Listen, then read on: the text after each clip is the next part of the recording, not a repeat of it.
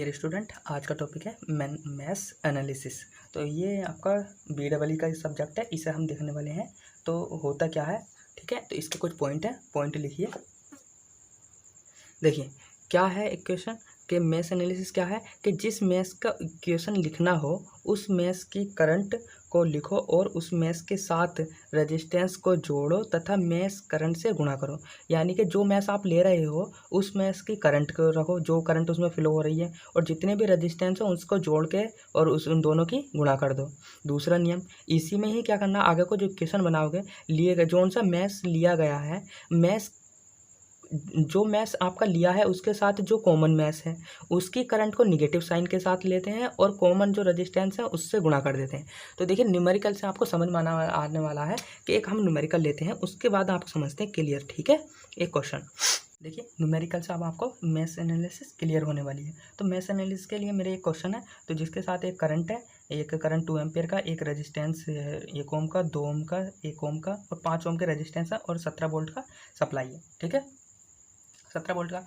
अब देखो इसमें कितने मैश बन रहे हैं, एक तो देखो ये मैश बन रहा है आपका, एक मैश ये, इसमें कौन सी करंट फ्लो हो रही है आपकी I1। एक मैश ये, इसमें कौन सी करंट हो रही है आपकी I2। एक मैश ये बन जाएगा ना, ये I3। ठीक है, देखिए इससे आपको मैथ्स एनालिसिस से कितना क्लियर होने वाला है, कितने अच्छे तरीके से। तो I1 है, तो I1 इस डायरेक्शन में फ्लो हो रही है, तो यहाँ कितनी होगी आपकी I1, यहाँ कितनी होगी आपकी I1, और इसमें भी कितनी होगी, इसमें आपकी I1, इसी में फ्लो हो रही है ना, ये आपकी I1।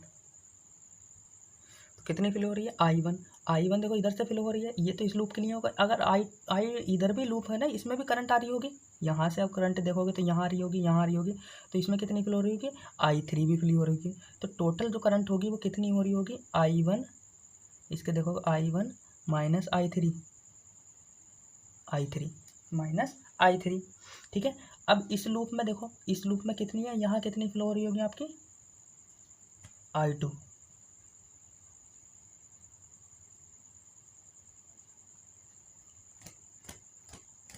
I2 मार्कर भी नहीं चल रहा, दिखा मुझे लग रहा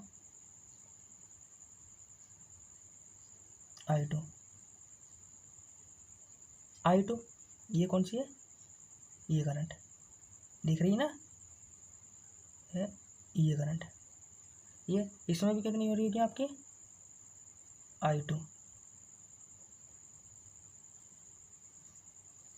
I2 ये, अब चला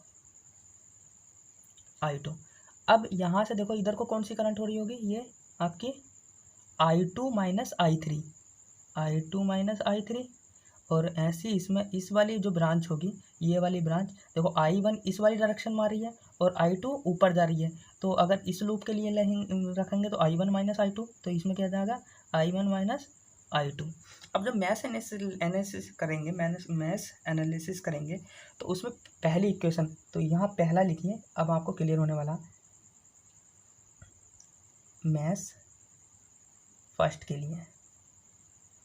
लिए क्या लिखोगे, तो पहला क्या लिखा है जिस मैथ्स का, तो मैथ्स कौन सी है, ये वाली आप ले रहे हो, तो इस मैथ्स के लिए क्या होगा, कौन सी करंट है इसमें I1 है ना। तो I1 देखो, जिस मैथ्स का इक्वेशन लिखना हो उस मैथ्स की करंट को लिखो और उस मैथ्स के साथ रेजिस्टेंस जोड़ो, जितने भी सब रेजिस्टेंस है उनको जोड़ो। तो एक रेजिस्टेंस ये है, एक ये है, तो कितना हो जाएगा आपका, इसके साथ 1 + 2, समझ में आया, 1 + 2। फिर अब दूसरा नियम क्या कहता है, लिए गए मैथ्स के साथ जो मैथ्स कॉमन हो उस मैथ्स की करंट को निगेटिव साइन के साथ। तो इसके साथ एक कॉमन ये है, ये वाला, और एक कॉमन ये है, तो माइनस का I2 इसके साथ कॉमन रेजिस्टेंस कितना 2, तो इसकी 2 की गुणा करो 2।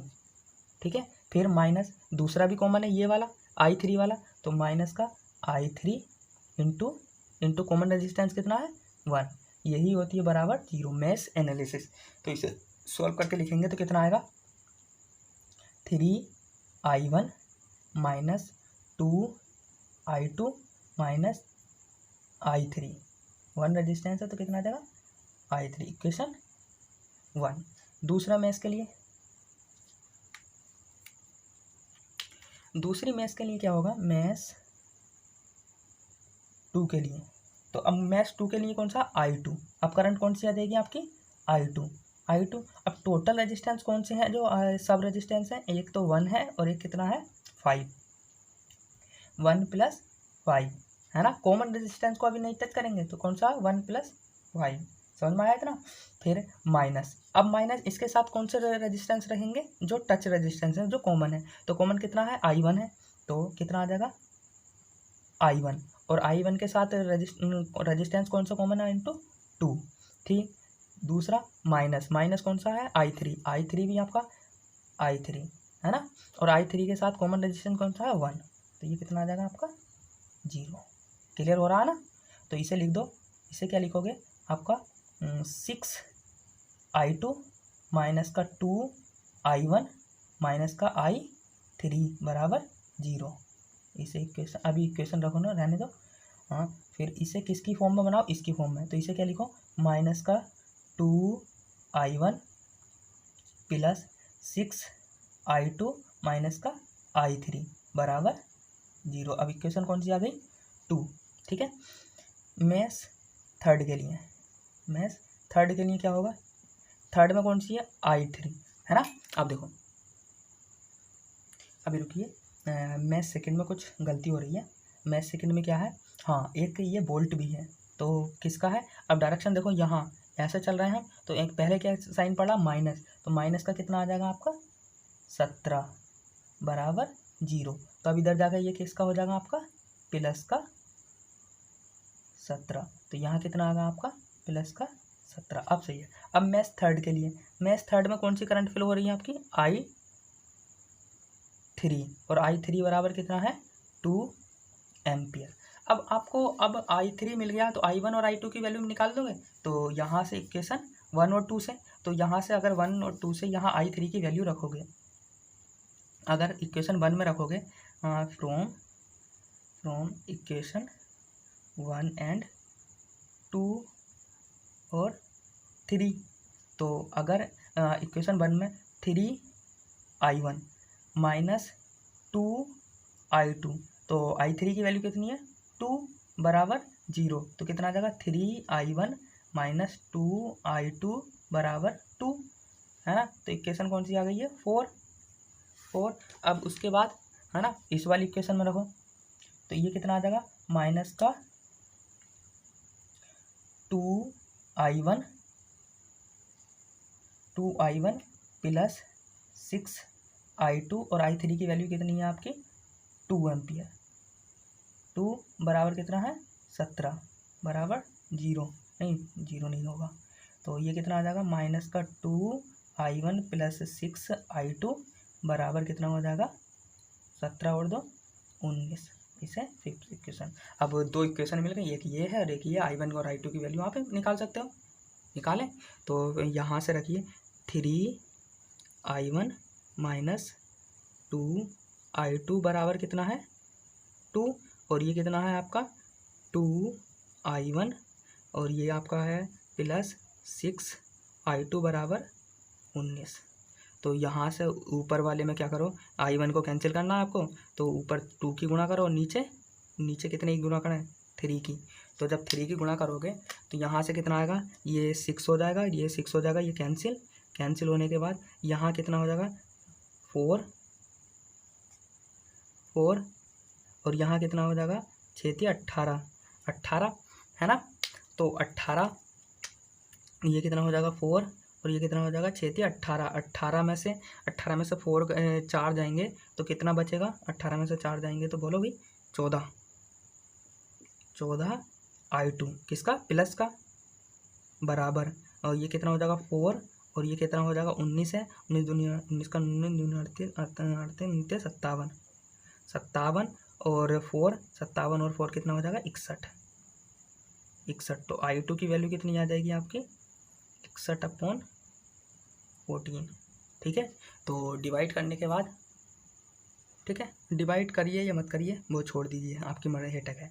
तो उसके बाद I1 की वैल्यू भी फाइंड कर सकते हो, तो इक्वेशन 1 से तो 3 या 2 में कोई से में रखिए 3i1 और ये कितना 2 और i2 की वैल्यू रख दो कितनी है 61/14 और बराबर कितना है 2 तो कितना हो जाएगा 7 और 7 ये आ जाएगा 3i1 और इसे क्या कितना लिख सकते हो आप 3i1 और बराबर 2 ये प्लस का है प्लस माइनस का इधर जाके प्लस का हो जाएगा 61/7 तो इसे लिख सकते हो i1 कितना हो जाएगा 3 रखो अभी 3 तो एल्शियम लो एल्शियम कितना आ जाएगा 7 और ये कितना हो जाएगा 14 प्लस 61 तो इसे 3i1 इसे कितना हो जाएगा 5 और 6 और 1 7 ठीक है।